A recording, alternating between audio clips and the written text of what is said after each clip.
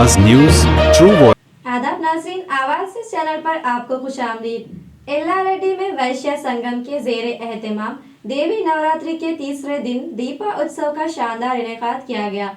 ज्योति प्रज्वलना का आगाज आर्या वैश्य महासभा के जिले जनरल सेक्रेटरी मुत्या सुदर्शन गुप्ता, रहनुमा नंगुनूर श्रीनिवास गुप्ता, मंडल वैश्य संगम के जनरल सेक्रेटरी उपल श्रीनिवास गुप्ता, खजान और विठल गुप्ता और सिद्धि श्रीधर गुप्ता ने किया। इस मौके पर खवातीन शोभा के रुकनात और वैश्य संगम के अराकीन बड़ी तादाद में शरीक हुए।